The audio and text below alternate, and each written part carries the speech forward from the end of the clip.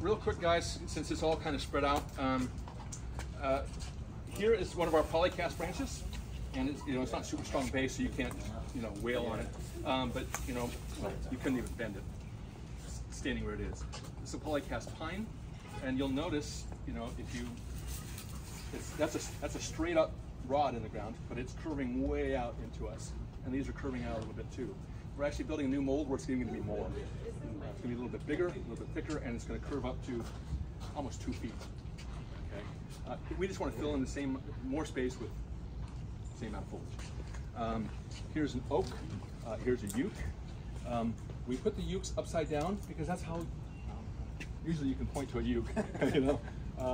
But the foliage bundles down to the bottom. Yeah. Right. So and oh, there we go. There's a tip with no glue. I always have to grab that one. But that was what we found on the wind tunnel test, is that the tips that ended up in the tunnel were the ones that had no glue on them. We missed them. That'll do it. You know, it's like, so there's a uke, but you know, very flexible. If you could wrap this around your finger, it's not going to damage the plastic. Try doing that to one of our competitors. I laid one on the ground. You can see how flat they all are. Here's one of our PVC. This is a short 4-footer. To grab the, but if that's sticking out straight, you can see how much space it's filling in compared to a flat. And even these, we're trying to get even more. We're like, hey, let's push the limit. These, and if you touch fiberglass, by the way, guys, you are going to get fiberglass splinters. Contractors despise these things because they just load you. When we make these, we are cursing our customers. Why did you buy this? Here's another one, and so here's 2 versions of uke. This is one of the Arizona companies. I can name names if you really need me to. Yeah, Arizona. This is SCI's. They now also offer a longer one. They, you know, kind of like this. There's some foliage over there. But again, if you look at this, this is all that's on their tree. There's a little bit of glue, construction glue, branch, I say tree, and paint. And they use that to kind of hold this. They drill a big hole. I have photos of building this because I was a friend of the guy that manufactured it for them. And everything is top on. Okay. And so when that sample did break off from here. But there's nothing. At least these guys wrap with fiberglass. Right? These guys are the big player in eucalyptus. They were the first one to really jump into it. They really cornered the market. I know Irvine Ranch uses theirs only. SCI. Irvine company? Yeah. SCI makes the best looking eucalyptus bark out there. It's gorgeous. Almost wraps like, and the peeling bark and the color. They have an artist painting their bark. It's gorgeous. We would like to copy it. I would hire that guy because it's amazing. But bark is, after you sell it to the planter who chooses to sample it, no one's going up to the tree and getting close enough to see the bark and go, oh, that's amazing, and go, that must be real.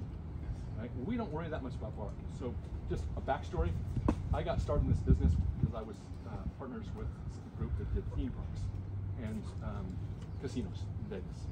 So we did the fake rockscapes, we did the fake tree, they did, I should say, I was indirectly involved. Fake trees, gorgeous. I mean, we would literally go out and make molds off of real trees and put silicon, wrap silicon, just layer by layer, but like, you know, do a little bit before it drips off.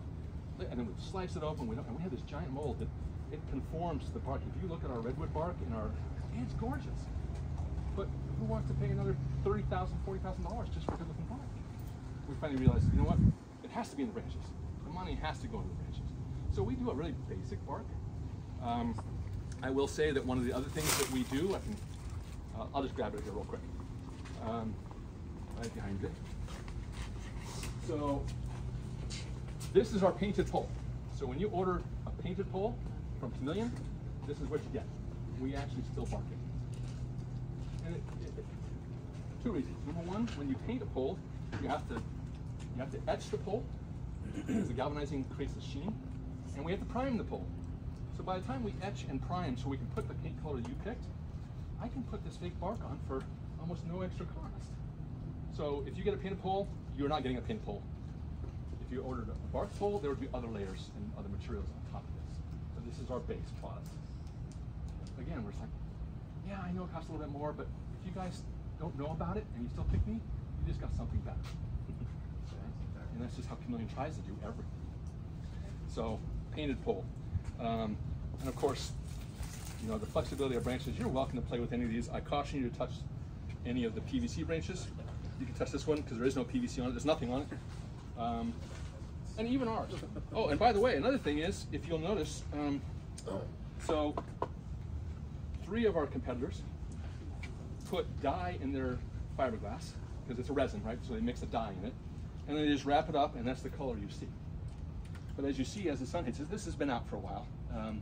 This is probably 6 months old, this branch. This site that was near us, and they had extras. I'm gonna grab one. But you can see the fiber starting to show through the surface, okay? And as soon as that gets exposed, the UV just says, oh, I'm hungry, let's go after it. Whereas, if you look at ours, you can still see the strands in there, but it's all painted. We even paint our PVC branches, because it needs to last a little bit, right? But foliage starts degrading day one. We have a yard, 3-acre yard. You know, we got just stacks of branches. We make them to order because we don't like them sitting around. California is too expensive to have indoor storage space for branches. Just, you know what rents are around here. We just can't do that. We're on the Central Coast. You know, it's like, no. So we put them all out there and we say, okay, your branches are ready. Ah, we got jurisdictional problems or whatever. I'm like, okay. I'm like, guys, they are fading. Okay. So now the paint protection helps against that, but it's not 100%. You know, I'm not going to say that, you know, we can break the laws of physics and chemistry. It does help, but we got to do everything we can to make this tree better and long-lasting for you guys. They're expensive, you know. We do trees that are $300,000+ that are big. So again, and just the way they build things. So if you were to look at this one, this broke off recently, and the bits around here, but at least it shows you kind of, well, this shows you how little fiberglass is wrapped around it. It's like a layer, right? That doesn't do diddly squat. And you can see how, you know, they transition from one pipe to the other, and we just try to do things a little bit better. You'll never see a joint like that on ours. In fact, if you see ours, we actually have what we call antlers. They actually Y off. So you'll never see some weird joint, which is also weak, by the way. You know, that's weak. So again, for what they are, our competitors make fine branches. You know, and they're less than expensive than ours. So cost is the driving factor. We'll try to compete on price as best we can. Our margins are much lower than our competitors because we throw so much more in there. And there's things that our competitors do that I absolutely love. The bark for SCI on those utes, just amazing. And I will give credit where credit is due. Cell trees typically does a lot of wrapping. If you see how thick this is, my only gripe with cell trees is they use an 1.5-inch pipe instead of a 2 or 3-inch pipe. So that's just that much weaker. But they put a lot of fiberglass on there. You know, it's good that way. I already got a splitter. And we can do custom foliage, like I said. It's pretty easy and straightforward for us to do, and it does add some cost. I think the last custom job we did a mold, we did the prep, it did add time, and I think it only added $10,000 to the tree. And, you know, in the grand scheme of what a site costs, you know, what a site costs, $500,000, $1 million, whatever it costs, $10,000 to get the jurisdiction exactly what they want, in the grand scheme of things. But of course, we're competing on price. I can never offer that to you. Right? It's like, I gotta sell you whatever. And I ask my clients, and I say, what's your deciding factor? Is it price? Here's your quote. You know, and that's how I got in trouble with the paint protection on foliage, because it's an option. And they never add the options, right? It's just like, okay, you're getting it. So we almost win no Verizon jobs in SoCal, just none. NorCal, different story. Or East Coast, they love us. But then they only do Polycast. The other ones that do the poly. Other people resell our branches, so you can get them through other. If you have a preferred pole vendor, you know, we resell their poles, they resell our branches. Our markup on their poles is way less than our markup on our branches. So I'm pretty sure there'll be a police between them. But you know, they have good relationships with people.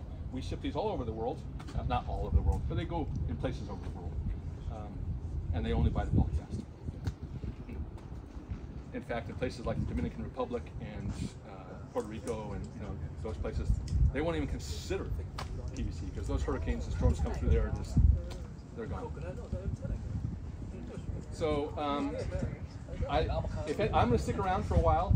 I'll keep it occupied in the conference room. I'm glad to answer any questions you guys have. I can show more pictures about any specific type of project that you want to see. I have tons, ours and other people's. I know someone was interested in palm tree solutions, so I can show some pictures of that as well. Yeah, palms are not the best type of tower anyway, but sometimes we're kind of backed in a corner. Right. I was curious, aside from just the pineapple pond, if you have any examples of faux frond skirts or any solutions that you use that have actually turned out to be well.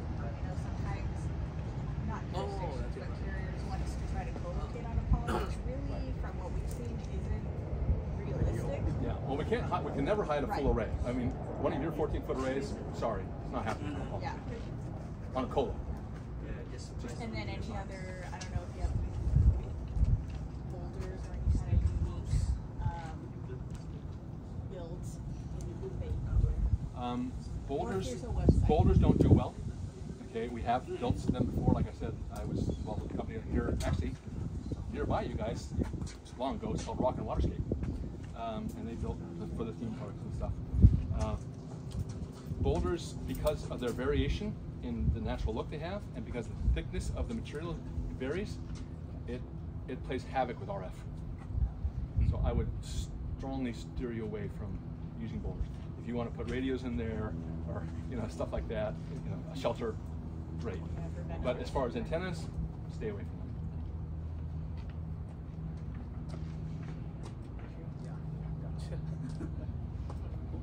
You won't believe how many homeless people break into our yard and take antenna covers and branches to make ghillie suits and cover their tents along the freeway. We were literally driving down in our town, down the freeway. I'm like, that's my antenna cover, but no one can see the tent. It's like, Is that part of your advertising now? You're like, yeah, right? Oh, gosh. Any other questions while we're out here?